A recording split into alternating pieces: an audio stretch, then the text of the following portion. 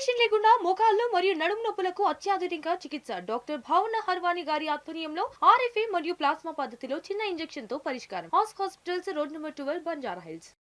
BRS ఆత్మగౌరవ ప్రతీక, ప్రాణాలర్పించిన పతాక.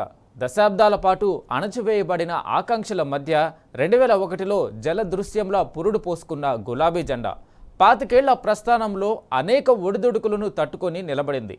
పోరాటంలోనైనా పాలనలోనైనా తన పటిమను చూపింది. అగాధాలు అడ్డంకులు ఎన్ని ఎదురైనా ఆ పతాకం తలవంచలేదు. ఎప్పుడు ఎత్తిన పిడికిలి సడలనివ్వలేదు. గులాబీ జెండా ప్రజలకు ఓ గుండె ధైర్యం, తెలంగాణకు ఓ భరోసా. 25 వసంతాల బీఆర్ఎస్ నేడు 26వ వడిలోకి అడుగుపెడుతుంది. తెలంగాణ వస్తులో కేసీఆర్ సత్తులో తప్ప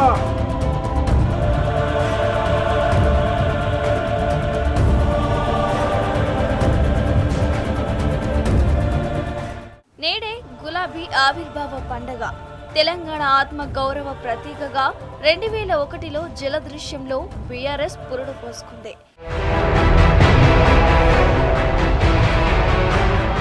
ఈ పదవులు ఎవరికి కావాలా? ఇప్పుడు స్పీకర్ రాజీనామా తీసుకో, శాసనసభ రాజీనామా తీసుకో, ప్రాథమిక సభ్యత్వానికి రాజీనామా తీసుకో. 60 ఏండ్ల స్వరాష్ట్ర స్వప్నాన్ని కేసీఆర్ నాయకత్వంలో 14 ఏండ్ల అలుపెరగని పోరాటంతో సాకారం చేసి సరికొత్త చరిత్రను లిఖించింది. పోరాడి తెచ్చుకున్న తెలంగాణను 10 ఏండ్లు పాలించి అద్భుతాలు సృష్టించింది. అన్ని రంగాల్లో తెలంగాణను దేశానికి ఆదర్శంగా నిలిపింది.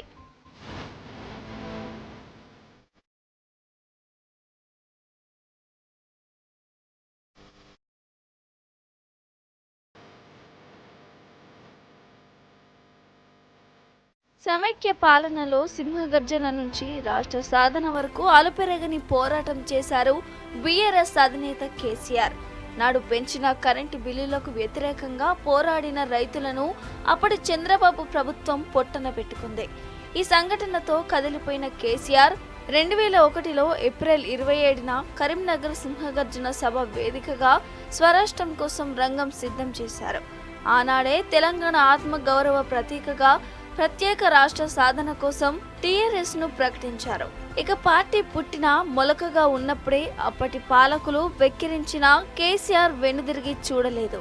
రాజకీయ ఎత్తుగడలతో ఉమ్మడి పాలకుల కుట్రలను తిప్పికొట్టారు. 4 కోట్ల ప్రజలను ఏకతాటిపైకి తెచ్చి అలుపెరగని పోరు రాజకీయ చైతన్యంతో ముందుకు సాగారు. 2004 ఎన్నికల్లో కాంగ్రెస్ తో పొత్తు పెట్టుకుని ప్రత్యేక తెలంగాణను యూపీఏ ఎన్నికల ప్రణాళికలో చేర్పించారు. రాష్ట్రపతి ప్రసంగంలో పేర్కొన్నారు. ఆయన వ్యూహాత్మక ఎత్తుగడల ఫలితంగా ఆనాటి యూపీఏ ప్రభుత్వం 2009 డిసెంబర్ 9న ప్రత్యేక రాష్ట్ర ప్రకటన చేసింది. అయితే సమైక్య పాలకుల కుట్రలతో రాష్ట్ర ఏర్పాటు ప్రక్రియకు అడ్డుపడ్డారు. ఆయన మొక్కవని దీక్షతో పట్టు సడలకుండా రాష్ట్రాన్ని సాధించారు కేసీఆర్.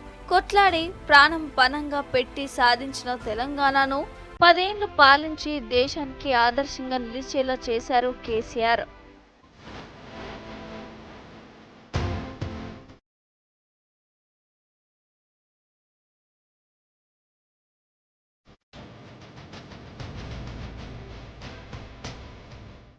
రెండు 2014లో తెలంగాణ ప్రజల మద్దతుతో బీఆర్ఎస్ ప్రభుత్వాన్ని ఏర్పాటు చేశారు. అధికారం చేపట్టిన తొలి రోజుల్లో చుట్టుముట్టిన సమస్యలను తమ పాలనా దక్షతతో ఒక్కొక్కటిగా అధిగమించారు. కరెంటు కష్టాలను గట్టెక్కించారు. 24 గంటల కరెంటుతో నలుమూలలా తెలంగాణ ప్రజల బతుకుల్లో వెలుగులు నింపారు. తెలంగాణ రాష్ట్రం ఏర్పడితే చీకట్లు అలుముకుంటాయన్న శాపనార్థాలు పెట్టిన అప్పటి సమైక్య పాలకుల కళ్ళు తెరిపించారు. మిషన్ కాకతీయకు అంకురార్పణ చేసి 46,000 చెరువులను పునరుద్ధరించారు. మిషన్ భగీరథతో ఇంటింటికి నల్లా నీరందించారు. బిడ్డల పెళ్లికి తల్లిదండ్రులు ఇబ్బందులు పడుతున్న నిరుపేద తల్లిదండ్రులకు కళ్యాణ లక్ష్మితో సాంత్వన కలిగించారు. ఆడబిడ్డల ఆరోగ్యంతో పాటు అమ్మ ఒడి వంటి పథకాలతో మార్పులు తెచ్చారు. ప్రపంచమే ఆశ్చర్యపోయేలా బహుళార్థ సాధక కాళేశ్వరం ప్రాజెక్టును నిర్మించి వ్యవసాయ రంగాన్ని రూపురేఖలనే మార్చారు. గొర్రెల పంపిణీ, చేపపిల్లల పంపిణీ పథకాలతో వృత్తిదారులకు కొత్త దారి చూపారు. 200 రూపాయలు ఉన్న పెన్షన్ను 2,000కు పెంచి వృద్ధులు దివ్యాంగుల కళ్ళలో ఆనందం నింపారు.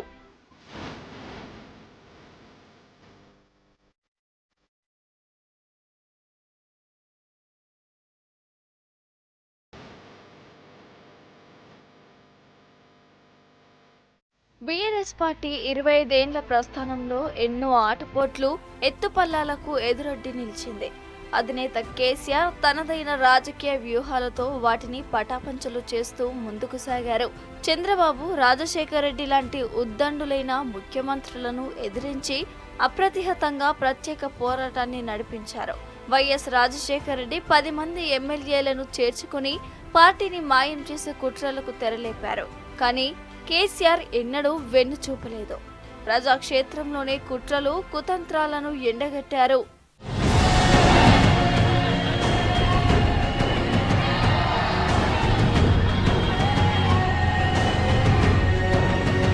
నువ్వు ఏం చేసినావు కేసీఆర్ అంటే ఎక్కడో పాతాళలోకంలో తెలంగాణ హిమాలయ పర్వతం మధ్య తీసు అబద్ధపు హామీలతో 2023లో అధికారంలోకి వచ్చిన కాంగ్రెస్ ఇక బీఆర్ఎస్ పనైపోయింది. కోలుకోలేని కొందరు దుష్ప్రచారం మొదలుపెట్టారు. పార్లమెంటు ఎన్నికల్లో పరాజయం ఎదురు కాగానే ఇక బీఆర్ఎస్ కనుమరుగైనట్టేనని రాక్షసానందం పొందారు. కానీ కేసీఆర్ చాణక్యం, కేటీఆర్, హరీష్ రావు, మధుసూదనాచారి లాంటి వారి పోరాట పటిమతో మళ్లీ ఫినిక్స్ పక్షిలా బీఆర్ఎస్ ఎగిరి వస్తుంది. ప్రతిపక్షంగా ప్రజల పక్షాన పోరాడుతూ, సర్కార్ వైఫల్యాలు ఎండగడుతూ, ప్రభుత్వ అక్రమ వ్యవహారాలు బట్టబయలు చేస్తూ ప్రజాదరణను చూరగొన్నది. మరోసారి అధికారం దిశగా అడుగులు వేస్తోంది. బీఆర్ఎస్ 26వ ఆవిర్భావ దినోత్సవాన్ని ఘనంగా నిర్వహించి గ్రామ గ్రామాన గులాబీ జెండాలు ఎగురవేస్తూ నూతనోత్సాహంతో దూసుకుపోతుంది. అధికార పార్టీ చేస్తున్న ప్రతి తప్పును ఎత్తి చూపుతూ ప్రజల్లో చైతన్యాన్ని నింపడంలో ప్రతిపక్షంగా బీఆర్ఎస్ అనే విజయాలను సాధించింది. అందుకే ప్రజలంతా ఇప్పుడు కాంగ్రెస్ పోవాలి, బీఆర్ఎస్ రావాలని నినదిస్తున్నారు. మళ్లీ కేసీఆర్ సీఎం అయితేనే తెలంగాణకు శ్రీరామ రక్ష అంటున్నారు.